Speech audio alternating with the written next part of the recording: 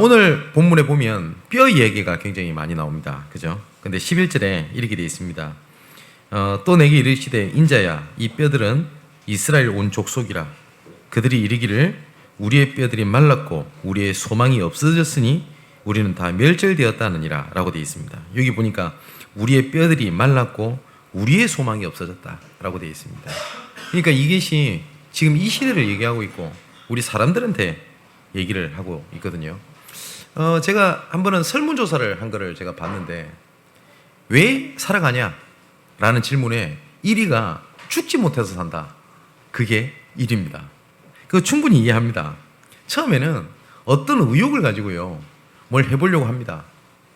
사람이 태어났을 때 처음부터 나는 안 된다, 나는 못한다, 내 같은 게 뭐 할 수 있냐 이렇게 생각을 가지고 살아가는 사람 아무도 없거든요. 근데 처음에는 굉장히 먼 소망을 가지고 열심히 합니다. 그리고 최선을 다합니다. 그런데 조금 뭐 이룬 것 같기도 하고 좀 된 것 같기도 한데 그 뒤에 찾아오는 허무함을 막아내지 못하거든요. 또 뭐 좀 이룬 것 같아요. 그런데 그 뒤에 또 엄청난 것을 또 해야 될 게 있는 거예요. 그래서 그 벽처럼 딱 막히는 그 막막함이라고 할까요? 그것 때문에 좌절하는 사람들이 되게 많습니다. 그러다 보니까 계속 소망을 찾아요. 어떤 사람은 인맥을 찾고요. 어떤 사람은 돈에 소망이 있다고 생각을 하고 어떤 사람은 명예, 어떤 사람은 쾌락 이런 쪽으로 계속 갑니다. 그리고 또 어떤 사람은 굉장히 또 열심히 삽니다. 그래서 주변 사람들이 그러거든요. 야, 저 사람은 굉장히 열심히 산다. 최선을 다해서 산다. 라고 하는데 정작 본인은 열심히 사는 게 아니에요. 발버둥을 치는 겁니다. 그래서 자기 힘으로 안 된다, 소망이 없다 라는 생각이 드니까요 우상숭배를 그때부터 하거든요. 처음에는 내 실력을 믿고 내 의지를 믿고 내 노력을 믿고 내 운명을 믿습니다. 근데 안 된다고 생각을 하니까 그때부터 뭘 하냐면 우상숭배를 합니다. 그래서 해와 달과 별들한테 절을 하고 그리고 절에 가고 천주교도 가고 교회도 가고 그러면서 우상숭배랑 똑같은 걸 하는 게 뭐냐면 종교생활을 하거든요. 그래서 뭔지 모르게 다른 걸 의지해서 그 소망을 이뤄보려고 하는 거예요. 근데 신앙생활은 그런 게 아니거든요. 원래 우리가 예수 믿어야 될 이유는 내가 영적 문제가 있으니까 영적 문제 해결하기 위해서 아니면 내 자녀 문제를 해결하기 위해서 아니면 여러 가지 뭐 정신 문제 그것 때문에 예수 믿었을지라도 우리가 예수 믿을 이유는 딱 한 가지입니다. 뭐냐면 원래 우리 인간은 하나님과 함께 있어야 돼요. 응답이 있다 없다를 떠나서 원래 하나님께서 우리 인간을 창조하실 때 하나님과 함께 있는 존재로 만들어 둔 겁니다. 맞죠? 그런데 많은 사람들이 종교생활을 하는 게 뭐냐면 내가 힘들고 어려우니까 하나님을 의지하는 거예요. 그게 틀렸다기보다는 근본이 그게 아니라니까요. 그러다 보니까 자꾸 뭘 하는 거냐 복음 붙잡았는데 된다 안 된다 자꾸 이런 얘기들을 하게 되는 겁니다. 그러니까 막 아등바등 살거든요. 그러니까 불신자들이 봤을 때 교회 다니는 사람들이 종교생활을 하는 사람들을 보면 니나 내나 똑같은 거예요. 자기도 발버둥을 치지만 자기는 나름대로 최선을 다하는 것 같은데 불신자들이 봤을 때 종교생활을 하는 사람들은 사람이 의지도 없어. 그냥 막연해. 그냥 언젠간 잘 되겠지 하면서 종교생활을 하고 있거든요. 그러니까 교회가 우습게 보이는 겁니다. 예수 믿을 이유가 없어 보이는 거예요. 그러니까 교회가 점점 어떻게 되냐 무가치한 존재가 돼버리는 겁니다. 지금요 실제로 법안을 발의하려고 하죠. 교회 폐쇄법. 교회가 무리를 일으키거나 뭘 잘못하면 교회를 문을 헌법적으로 법적으로 닫을 수 있는 근거를 법적으로 만들려고 한다고 하지 않습니까? 이거는 교회가 핍박받아서 온 것처럼 보이지만 제가 봤을 때는 교회가 무시당하는 게 돼버렸어요. 교회가 무가치하게 돼버린 겁니다. 어느 역사학자가 그랬는지 제가 이름이 기억나지 않는데 이 시대의 마지막 보루가 교회다라고 말하는 한 학자가 있습니다. 이 사람은 믿는 사람도 아닙니다. 교회가 무너지면 이 시대가 끝이라고까지 얘기를 했어요. 그런데 진짜 교회가 무너진 시대가 돼버렸거든요. 오늘 에스겔이 얘기가 나오는데 에스겔 시대 때 이스라엘 백성들이 유대인이 그랬어요. 어떻게 했냐? 언약보다는 현실을 선택한 겁니다. 지금 오늘 본문에 어떤 상황이냐면 바벨론의 이제 포로가 되어가지고 유다 왕 그때 여호와긴이라고 왕 시대 때 포로로 잡혀갔었을 때의 배경이거든요. 포로로 잡혀가면 어떻죠? 완전히 무너진 거 아닙니까? 근데 하나님께서는 자꾸 뭘 말씀을 하시냐면 너희에게 새 일을 행하겠다. 성전을 지어라. 이스라엘 백성들한테 그 말이 언약으로 다가오질 않았던 겁니다. 왜냐하면 현실이 그렇지가 않은데요. 여러분 이런 얘기 많이 안 듣습니까? 세계복음 하자 이러면 내 지금 상황이 있는데 무슨 전도운동이에요? 그러면서 또 옆에서도 그럽니다. 네가 먼저 잘 돼야지 전도운동하지. 그때도 이스라엘이 그랬다니까요. 아니 지금 우리 민족이 포로로 잡혀있는데 무슨 성전을 짓겠단 말입니까? 무슨 복음운동을 해요? 먼저 응답받고 먼저 잘 돼야지. 그때도 이스라엘이 그랬었어요. 자, 에스겔은 아까 말씀드렸듯이 여호와긴과 함께, 그러니까 유다 왕도 당연히 포로로 잡혀가게 됐거든요. 그때 활동했던 선지자입니다. 그래서 에스겔 1장에 보면 에스겔이 만 30세 때 하나님의 부르심을 이렇게 받게 돼요. 근데 하나님의 임재가 되는 환상을 그때 보게 되는데 재밌는 게 있습니다. 예루살렘 성전이 아니라 하나님의 영광이 어디에 나타난 것을 하나님이 에스겔에게 보게 하시냐면 바벨론에 임하는 겁니다. 아니 이게 좀 이상하잖아요. 하나님의 영광이 예루살렘에 유대민족에게 임하는 환상을 보게 하시는 게 아니라 바벨론에 하나님께서 보게 하시는 거예요. 복음의 능력은요, 교회 안에서 머물러야 되는 것이 아니라 증거되어야 돼요. 그런데 이스라엘은요, 뭐였냐면 오직 나, 내 민족, 내 땅, 내 축복 이러고 있었다고요. 먼저 내가 보고 응답받아야지. 지난주 말씀드렸듯이 유대인들은 잘못된 선민사상, 잘못된 메시아 사상, 이것 때문에 뭐라는 틀을 못 넘었었냐면 나예요, 나. 근데 하나님께서 에스겔에게 어떤 영광을 보여주시냐? 하나님의 영광이 바벨론에 딱 임하게 되는 겁니다. 하나님의 우리 영광이요, 우리 교회에도 임하십니다. 하지만 여러분의 각자 현장에 하나님의 임재가 있게 될 것이고 또한 그렇게 돼야 되고, 그래서 우리가 지금 처한 현장 상황이 정복의 현장이란 말이 그 말입니다. 나가 정복당했다고 생각했던, 나를 정복시켰던 바벨론에 여호와의 영광이 임해버린 겁니다. 그래서 하나님께서 반대로 바벨론의 여호와의 영광이 임하는 환상을 보게 하시면서 4장에는요 오히려 예루살렘에 심판하시는 것을 말씀을 하세요. 그 예루살렘 심판해 하시는 것을 이 에스겔이 여러 가지 행동을 가지고 이스라엘 백성들에게 전달을 하는 겁니다. 그냥 꼭 뭐라고 하니까요, 길거리 공연을 한다고 해야 되나요? 그 형식처럼 예루살렘 모형을 만들어 가지고 공격을 당하는 비유를 보게 하기도 하고, 그리고 또 뭐죠? 자기 머리카락이랑 수염을 다 깎고 그 깎은 수염과 머리카락을 칼로 내리치는 막 이런 퍼포먼스도 하고요. 그리고 대속제일에 이스라엘의 죄를 자기가 짊어지는 연기도 합니다. 또 뭘 하냐면 1년 동안 옆으로 누워가지고 새똥으로 음식을 구워 먹는 퍼포먼스도 해요. 그러니까 이스라엘 백성들이 비참해지게 되는 부분들을 계속 얘기를 하게 되거든요. 근데 더 웃긴 건 뭔지 압니까? 아무도 유대인들이 이 말을 듣질 않아요. 아무도. 그래서 하나님께서 에스겔 5장에 하나님께서 드디어 그 멸망에 대한 심판을 예고를 하신 겁니다. 상반되죠. 바벨론이 이 유대인을 멸망시켰는데 바벨론에 하나님의 영광이 임하고요, 오히려 예루살렘에 무너질 거 실패할 거라 하나님 말씀을 하셨어요. 자, 그런 가운데서 예루살렘 성전을 하나님께서 에스겔에게 또 보게 하시는데 그게 에스겔 8장이 나옵니다. 자, 성전을 이제는 쭉 둘러보게 돼요. 환상 중에 에스겔이 하나님께서 보게 하신 거죠. 그런데 성전 안팎에 큰 우상들이 있는 겁니다. 아니 성전 안에. 그런데 거기에 각 지파의 장로들이 하나님의 성전 안에서 여호와 하나님이 아니라 성전 안팎에 있는 성전에게 경배하는 모습을 보게 돼요, 에스겔이. 그리고 여인들이 바벨론 신에게 경배하는 모습을 보게 됩니다. 그 그게 이스라엘 현실이었어요. 지금도요. 이 시대 현장 똑같아요. 현장에서 중직자들 많이 만납니다. 그런데 제가 장로님들, 권사님들 이런 분들을 제가 무시하거나 하는 말이 아닙니다. 저는 현장에서 여러 군데서 중직자들을 봤을 때 야, 이분이 진짜 하나님을 믿는구나.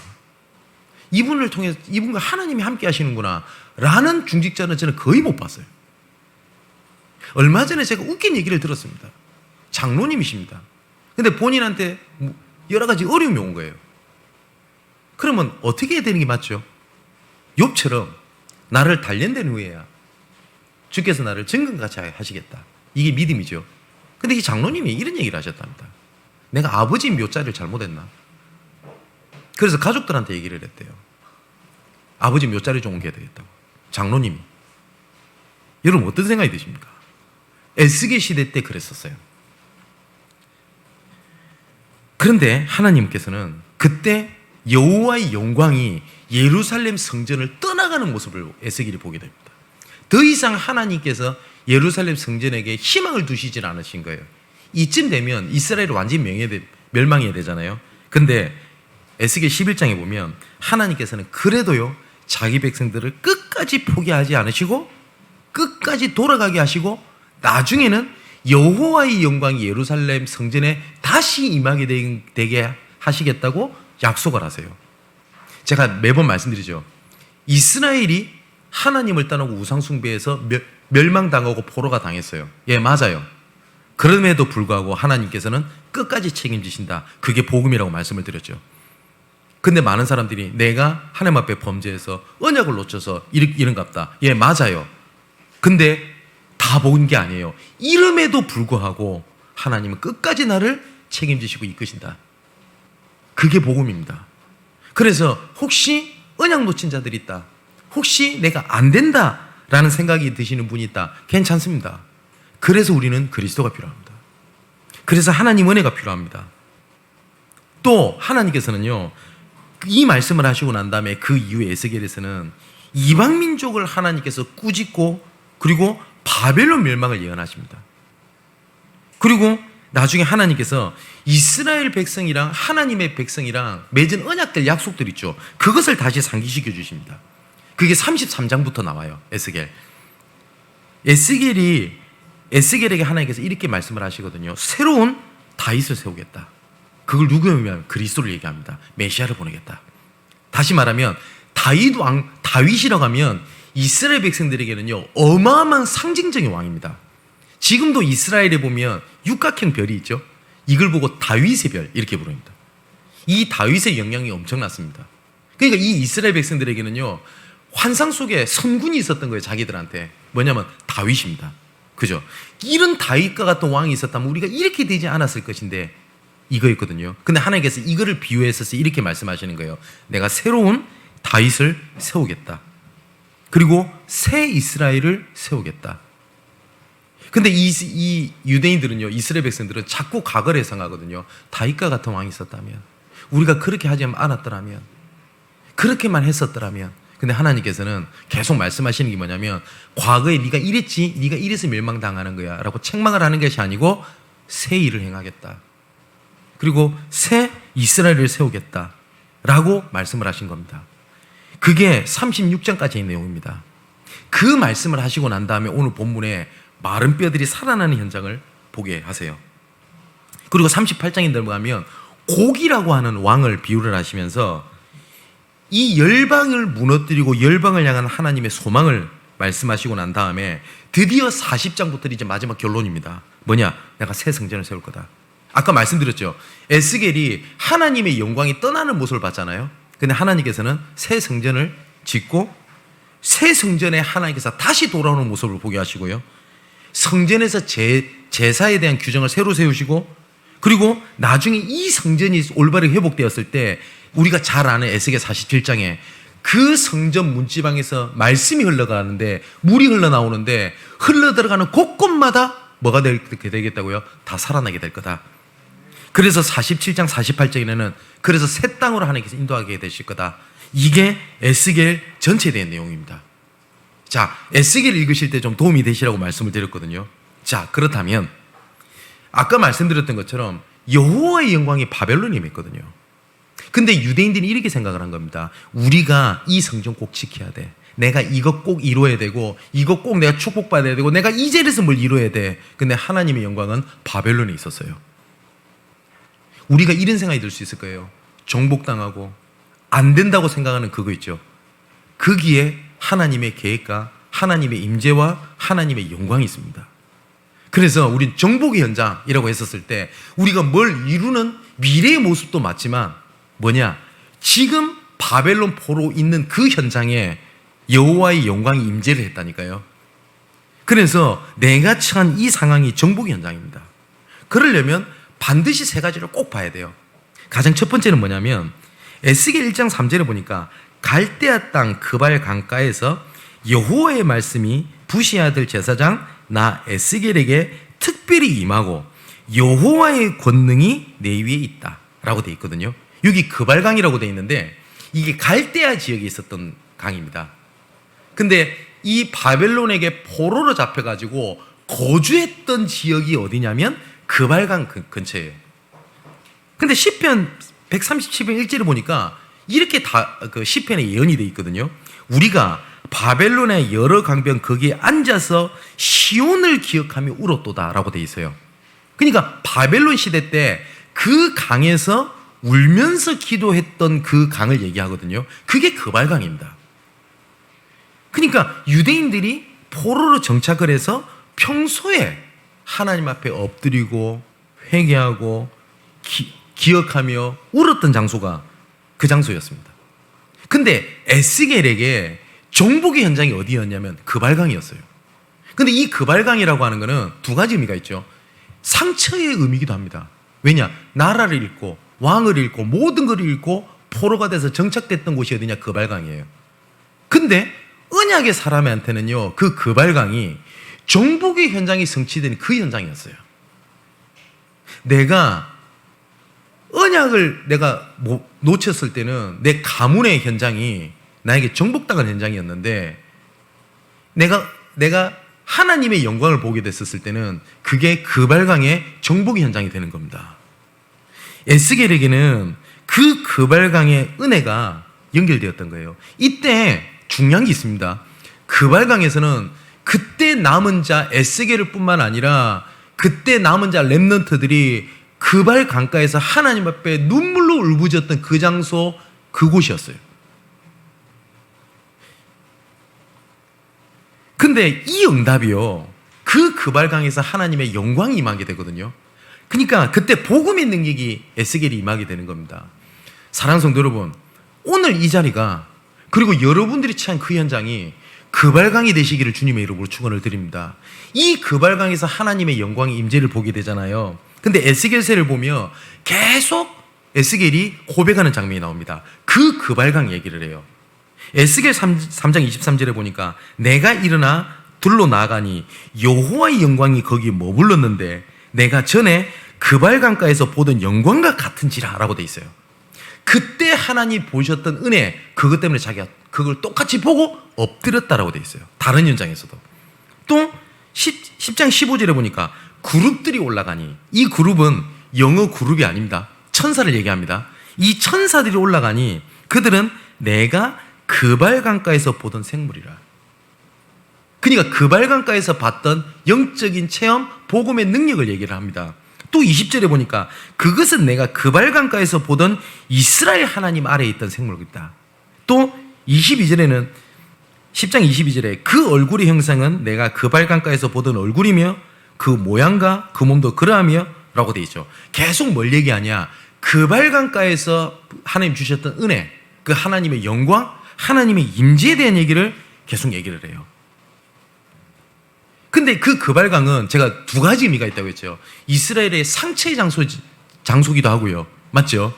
근데 그 상처의 장소가 정복의 현장의 장소가 된 겁니다. 내가 지금 처한 현장, 처한 사실이 그발강 같을 수 있습니다. 포로되어서 어쩔 수 없이 내가 이걸 해야 되는. 그런데 에스겔에는 그게 정복 현장이 됐거든요. 우리 사랑하는 렘넌트들, 학업의 현장이 그발강으로 만드십시오. 모든 사람들이, 학생들이 학업이라는 걸 하거든요. 그러니까 모든 사람들이 학업을 하니까 니도 공부해, 이 말이 아니라 다른 사람들은 어쩔 수 없이 학업을 하지만 그발강이 머물러 보로된 것처럼 있지만 우리 랩런트들에게는 정복의 현장이 되는 그발강으로 만드시는 거예요. 모든 사람들이 어쩔 수 없이 있는 그 자리가 언약의 사람들에게는 그발강이 되는 겁니다. 특별한 것을 찾으려고 자꾸 하는 걸 그때부터 사단이 쏘가요. 하나님께서는 지금까지 하나님의 백성들이 이끌어 가실 때 하나님의 방법은 특별한 게 없어요. 전도서 그 1장 9절에 보니까 해 아래 새 것이 없다 그랬거든요. 그러니까 이 솔로몬이 했던 고백입니다. 새 것이 없어요. 뭐냐면 하나님 은혜밖에 없습니다. 그러면 내가 지금 나는 말씀 들어도 안 되는 것 같습니다. 나는 예배를 드려도 안 되는 것 같습니다. 아니요, 그게 하나님의 방법이에요. 자, 로마서 1장 17절에 제가 지난주도 말씀드렸죠. 복음에는 하나님의 의가 나타나서 믿음으로 믿음에 이르게 한다라고 되어 있지 않습니까? 우리가 저주를 받아야 되고 재앙을 받아야 되고 실수를 하고 문제를 일으키고 넘어졌으면 실패를 해야 되는데 이 복음에 하나님의 의가 나타나서 그 하나님의 의 때문에 그 문제가 뭐요? 믿음으로 믿음에 이르게 한다라고 되어 있거든요. 그게 복음의 능력입니다. 예수 그리스도로 말미암아 십자가의 모든 문제 끝냈던 그 보혈의 능력 때문에 그 보혈을 지나게 되면 재앙이 축복으로 바뀌는 겁니다. 그게 보혈의 능력이고 그게 십자가의 능력이고 그게 복음의 능력입니다. 나는 분명히 실패해야 되는 게 맞아요. 난 좌절했기 때문에, 나는 언약을 놓쳤기 때문에 나는 실패해야 되는 게 맞아요. 그런데 그 보혈을 지나 어떻게 해요? 하나님의 의로 가게 된다고 되어 있습니다. 그래서 복음은 과거, 현재, 미래 모든 문제를 끝내신 겁니다. 그리고 이 복음은요, 로마서 1장 17절에 나중에 이렇게 되어 있죠. 오직 의인은 믿음으로 말미암아 살리라 라고 되어 있습니다. 근데 우리가 이런 착각이 들 수가 있을 겁니다. 목사님, 저는 안 변하는 것 같아요. 나는 똑같은 것 같아요. 어쩔 때는 더 옛날로 돌아간 것 같습니다. 아니요, 속지 마십시오. 말씀은 근거를 대겠습니다. 예레미야가 3장에 하나님께서 이렇게 말씀하셨어요. 3장 19절 24절에 보니까 내 고초와 재난 곧 쑥과 담즙을 기억하소서. 그냥 한마디로 내 어렵다 이 말이죠. 내 마음이 그것을 기억하고 내가 낙심이 되오나. 예레미야가 낙심을 했대요. 이것을 내가 내 마음에 담아두었더니 그것은 오히려 나의 소망이 되었대요. 안 된다라고 하는 게, 여러분, 내가 뭘 하려고 했는데 뭘 됐어요. 그게 응답이 아닙니다. 내가 뭘 하면 된다라는 게 잡히는 거잖아요. 우리 랩런트들에게 나는 뭘 해도 안 되는구나 라는 좌절이 들어갔다. 그래서 나는 하나님 은혜가 필요하고, 그래서 나는 그리스도가 필요하거나, 그게 응답입니다. 예레미야가 이 고백을 하는 거예요. 내가 이것을 나 마음에 두었는데 오히려 나한테 소망이 되었대요. 여호와의 인자와 긍휼이 무궁하심으로 우리가 진멸되지 아니함이라. 내가 이럴지라도 난 진멸되지 아니한다는 거예요. 왜냐? 이것들이 아침마다 새롭대요. 주의 성실이 크기 때문에. 하나님께서는 날마다 새롭게 하신다고 돼 있어요, 우리를. 그래서 뭐 아시는지 모르겠는데 이 찬양, 이런 찬양이 있지 않습니까? 주의 인자는 끝이 없고 주의 자비는 무궁하며 아침마다 새롭고 늘 새로우니 주의 성실이 큼이라. 성실하신 주님. 주의 인자가 아침마다 새롭고 늘 새롭다고 되어 있습니다. 우리는 정체되는 것도 아니고 퇴화되는 것도 아니고 하나님께서 늘 새롭게 하시는 겁니다. 자, 이게 복음의 능력이거든요. 그발 강가에서 에스겔이 받았던 게 뭐냐? 그 복음의 능력을 확인하게 된 겁니다. 사랑하는 성도 여러분, 포로가 돼서 어쩔 수 없이 머물러 있던 그발강이 정복의 현장이 됐던 것처럼 여러분이 있는 현실, 상황이, 그 자리가 그발강의 축복으로 변하게 되시기를 주님의 이름으로 축원을 드립니다. 왜냐? 아모스 8장 11절에 이스라엘 백성들에게 하나님 하신 말씀입니다. 이 백성들의 가람은 양식이 없어 주림이 아니고 딴 게 아니고 말씀을 듣지 못한 가람이라고 돼 있어요. 그리고 히브리서 4장 11절에 하나님의 말씀은 살았다라고 돼 있습니다. 이게 복음의 능력입니다. 이 복음의 능력 때문에 혼과 영과 그리고 우리 육신, 우리 모든 것을 하나님께서 치유하시고 모든 것을 감찰하시는 하나님의 능력이라고 되어 있습니다. 그래서 우리가 해야 될 일은 딱 하나예요. 요한복음 15장에 보니까 나는 포도나무여 너희는 가지니 가지가 포도나무를 떠나서는 아무것도 할 수 없다. 붙어있기만 하면 돼요.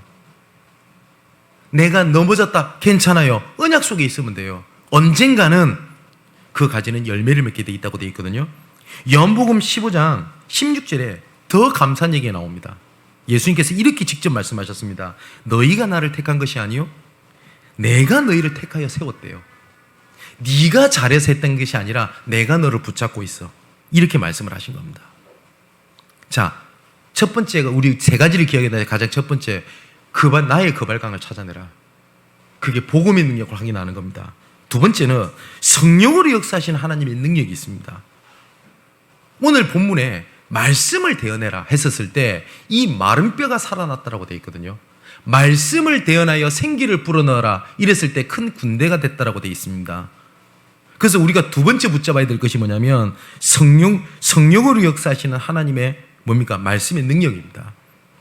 마른 뼈와 같은 나, 현장, 상황 속에 하나님께서 말씀을 주신 겁니다. 오늘 오후 때 조금 말씀드리겠습니다만은 우리가 어떤 모습으로 왔던 시간에 하나님께서는 말씀으로 역사하시게 돼 있습니다.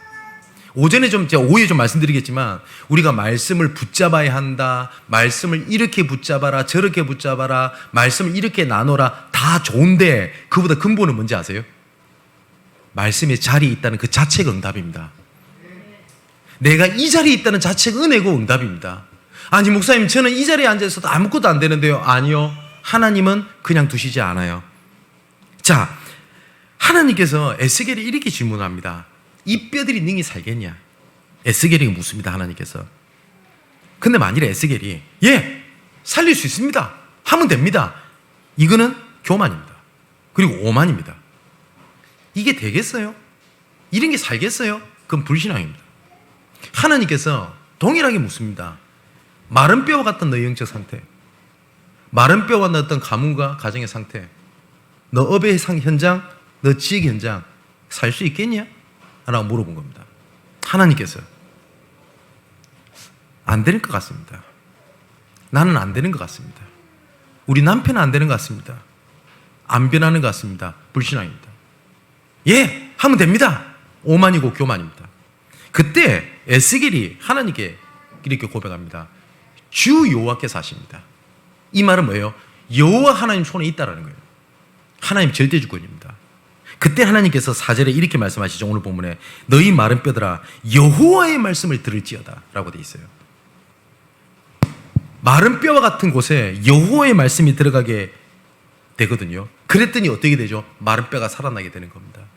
지난주 우리 말씀 받듯이 이사야 40장 8절에 푸른 마르고 꽃은 시드나 우리 하나님 말씀은 영영이 서리라라.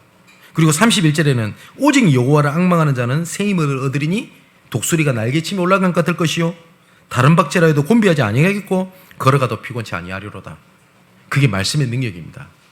그래서 처음에는 우리가 말씀을 들을 때 은혜 된다, 위로가 된다, 평안하다, 뭔지 모르지만 좋다.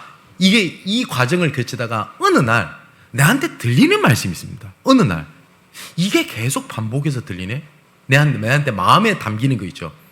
그거를 붙잡는 걸 보고 나의 말씀이라고 그럽니다. 근데 처음엔 이걸 붙잡는데 이걸 지속이 안 될 거예요. 근데 이것을 계속 생각을 하고 적용을 하고 묵상을 하게 되거든요. 이걸 보고 나의 기도라고 얘기를 합니다. 이거를 현장에서 응답이 온다는 사실을 알게 될 겁니다.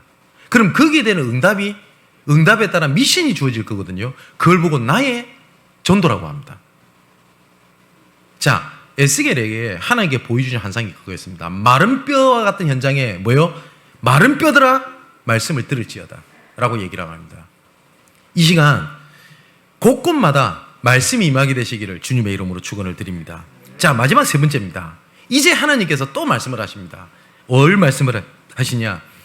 마른 뼈들에게 말씀을 대언했었을 때 힘줄이 붙고 살이 붙고 피부가 붙고 가죽이 덮이고 했었는데 생기가 없는 거예요.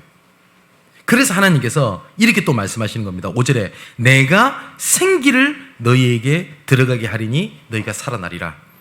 이걸 뭘 얘기하냐면 성령을 얘기하거든요. 하나님께서 우리 인간을 창조하실 때 말씀대로 창조하시고 난 다음에 우리 코에 생명을 불어넣으시냐라고 되어 있거든요. 그때 우리 인간이 생명을 얻게 됩니다. 그죠? 똑같은 얘기입니다. 하나님께서 성령으로 너희를 살리고 인도하시고 충만하게 하시겠다. 그게 성령의 역사입니다. 자, 이 성령은 어떤 분이냐? 요한복음 16장 16절 18절에 보니까 이렇게 되어 있습니다. 내가 아버지께 구하겠으니 또 다른 보혜사를 너희에게 주사 영원토록 너희와 함께 있게 하겠다 라고 되어 있습니다. 내 수준과 상관없이, 내 상태와 상관없이 하나님은 나와 24시간 함께 하십니다. 내가 잘하면 하나님이 나를 붙잡고 계시고, 내가 못하면 하나님께서 나를 놓는 게 아닙니다. 영원토록 함께 있게 하겠다. 그는 진리의 영이라. 성령을 얘기하죠. 세상은 능히 그를 받지 못하나니 이는 그를 보지도 못하고 알지도 못함이라. 그러나 너희는 그를 아나니 그는 너희와 함께 가시며 또 어떻게 한다고요? 너희 속에 계신다라고 돼 있어요. 그리고 또 뭐라고 돼 있냐? 내가 너희를 고아와 같이 버려두지 아니하고 너희에게로 오리라 라고 돼 있습니다. 하나님께서는 나를 1분 1초도 나를 눈에서 시선에서 떨어뜨리지 않습니다.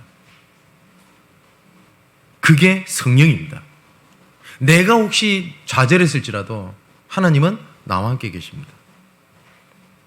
요한복음 또 16장 26절 27절에 보혜사 곧 너희에게 내 이름으로 보내신 성령 그가 너희에게 모든 것을 가르치고 내가 너희에게 말한 모든 것을 생각나게 하겠다. 또 평안을 너희에게 끼치노니 곧 나의 평안을 너희에게 주노라. 내가 너희에게 주는 것은 세상이 주는 것 같이 아니하고 그리고 너희는 마음에 근심하지도 말고 두려워하지도 마라. 하나님께서 함께 하실 때 세상이 줄 수 없는 평안함이라고 얘기를 했습니다. 오늘 이 시간이 첫 번째 나의 거발강을 찾고요. 두 번째 말씀의 능력을 체험하고 세 번째 생기를 불어넣는 성령 충만의 응답이 있게 되시기를 주님의 이름으로 축원을 드립니다. 자, 이렇게 됐었을 때 에스겔 47장에 이 말씀의 생명이 들어가는 곳곳마다 모든 생명이 살아나게 됐다라고 되어 있습니다. 자, 이제 마지막 결론을 맺겠습니다. 에스겔에 60번 이상 계속 하나님께서 반복해서 나오는 말씀이 있습니다. 그게 뭔지 아십니까? 에스겔을 읽어보면 오늘 본문에도 계속 나오는 게 있어요. 뭐냐면 너희는 내가 여호와인 줄 알리라. 이 말씀이 60번 이상 반복이 됩니다. 하나님께서 계속 뭘 말씀하시냐면 그들이 너희에게 내가 여호와인 줄 알게 하겠다. 이 말씀을 계속해요. 이건 두 가지입니다. 내가 너희에게 너희 아버지요 너희 모든 것이요 너희 구원자요 구속자요 인 것을 내가 알게 하겠다. 그게 첫 번째고요. 두 번째는 너희를 통해서 모든 만백에게 만민에게 만방에 내가 여호와인 줄 알게 하겠다. 그 두 가지입니다. 하나님께서 이렇게 말씀해 내가 여호와인 줄 알게 하겠다 라고 말씀을 하거든요. 자, 에스겔 36장에 되게 중요한 얘기가 많이 나옵니다. 에스겔 36장에 이렇게 돼 있습니다. 1절에 인자야 너는 이스라엘 산들에게 예언하여 이르기를 이스라엘 산들아 여호와의 말씀을 들으라 라고 되어 있습니다. 사랑하는 성도 여러분, 말씀을 듣게 되기를 주님의 이름으로 축원을 드립니다. 또한 말씀을 붙잡게 되기를 주님의 이름으로 축원을 드립니다. 그 말씀이 성취가 되기를 주님의 이름으로 축원을 드립니다. 자, 말씀을 들으라고 되어 있는데 왜 말씀을 들으라고 되어 있냐면 아까 말씀드렸죠. 내가 말씀을 붙잡았니 못 붙잡았니 어떻게 붙잡니 그보다 더 중요한 게 있어요. 내가 말씀의 자리에 있다라는 거예요. 로마서 10장 17절에 보니까 믿음은 들음에서 나고 들음은 그리스도의 말씀으로 되느니라 라고 되어 있거든요. 그래서 듣는 자리에 있다는 자체가 은혜입니다. 내가 못 붙잡습니다. 괜찮아요. 조급할 이유 없어요. 내가 말씀의 자리에 있다면 괜찮아요. 아마 제가 현장에서 이런 얘기 많이 했을걸요. 목사님 우리 애가요 말씀을 듣는데 아멘 안 합니다. 안 적습니다. 괜찮아요. 성경에 꼭 적어야 된다. 그래야지 성령 충만. 그래 안 돼 있어요. 어떤 애들은 또 와가지고 보면 뭐 말씀을 듣는 경우만 운동 뭐 아무것도 안 해요. 근데 항상 말씀의 자리에 있어요. 어느 날 여호와의 영광이 그 위에 임하게 될 겁니다. 그래서 말씀을 붙잡다 못 붙잡다 어떻게 붙잡다보다 근본 응답은 뭐냐면 내가 말씀의 자리에 있다라는 거거든요. 12절에 이렇게 돼 있습니다. 주 여호와의 말씀이니라 라고 말씀하시면서 말씀 들으라. 그러면서 내 얘기인데 내가 얘기하는 건데 뭐요? 자식들을 잃어버리지 않게 하겠다. 자녀에 대한 회복을 하나님 분명히 약속을 하셨어요. 말씀 속에 있으라 자녀를 잃어버리지 않도록 하겠다. 다시는 수치를 듣지 않게 하며 비방을 받지 아니하게 하며 넘어뜨리지 않게 하겠다. 또 22절에는 이렇게 되어 있습니다. 그러므로 너는 이스라엘 족속에게 이르기를 주 여호와께서 이같이 말씀하시기를 이스라엘 족속아 내가 이렇게 행하면 너희를 위함이 아니요 너희가 들어간 여러 나라에서 더럽힌 나의 거룩한 이름을 위함이다 라고 되어 있어요. 하나님께서 뭐라고 말씀하시냐면 이거예요. 내가 너희들한테 축복할 거야. 그리고 너한테 회복할 거야. 응답할 거야. 너 자녀 진짜 축복할 거야. 그런데 이거 너희들 때문에 그러는 거 아니야. 더럽혀진 내 이름을 위하여 내가 너희를 위해 그렇게 할 거야. 이 말씀을 하신 거예요. 그리스도 이름이 완전히 밑바닥에 밟혀가지고 정말 길바닥에 진짜 먼지같이 빌밟히고 있는 시대에 하나님께 뭐라고 말씀하셨냐? 난 너에게 축복할게. 너 자녀 봐라. 보란 듯이 내가 응답할게. 보란 듯이 너희들에게 새 일을 행할게. 왠지 알아? 곳곳마다 내 이름이 더럽혀진 거 내 그거 회복할 거야 라고 하나님이 말씀을 하시는 거예요. 그래서 23절에 여러 나라 가운데 더럽혀진 이름 곧 너희가 그들 가운데서 더럽혀진 나의 큰 이름을 내가 다시 거룩하게 할 거다. 내가 그들의 눈앞에서 너희로 말미암아 나의 거룩함을 나타내게 될 것인데 그때 이것을 위하여 그때 너희를 내가 회복하게 될 거다.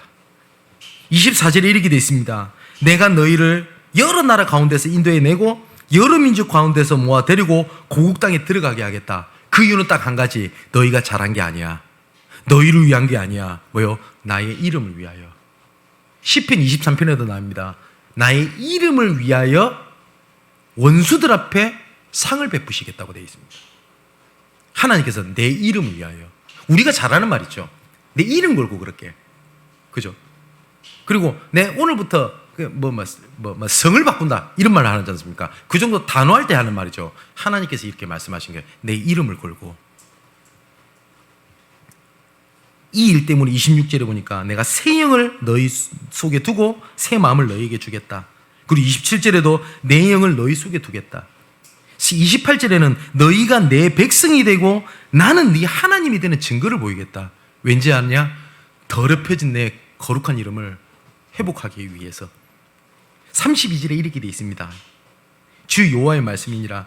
다시 말씀하세요. 내가 이렇게 행하면 너희를 위함이 아닌 줄 너희가 알리라. 이스라엘 족수가 너희 행위로 말미암아 부끄러워하고 한탄해라 라는 얘기예요. 쉽게 말하면 뭔지 압니까? 네가 뭘 잘해서 응답받는 줄 알아? 아니라는 거예요.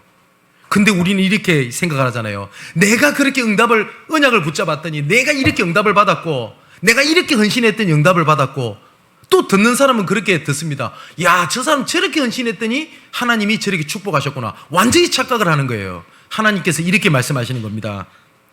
착각하지 마라. 더럽혀진 나의 이름을 위하여 내가 너희에게 응답을 한 거야.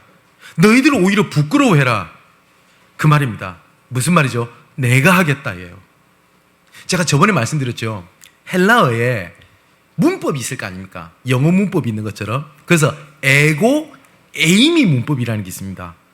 이거는 뭐냐면 내 자신을 강조할 때 그 문법을 씁니다. 이게 대표적으로 나오는 게 뭐냐면 마태복음 28장입니다. 하늘과 땅에 모든 권세를 내게 주셨으니 할 때 내게 주셨다라고 할 때도 그 문법을 쓰거든요. 뭐냐면 그 네 개가 우리가 아니라 그리스도를 얘기하죠. 그리스도를 강조하는 내용입니다.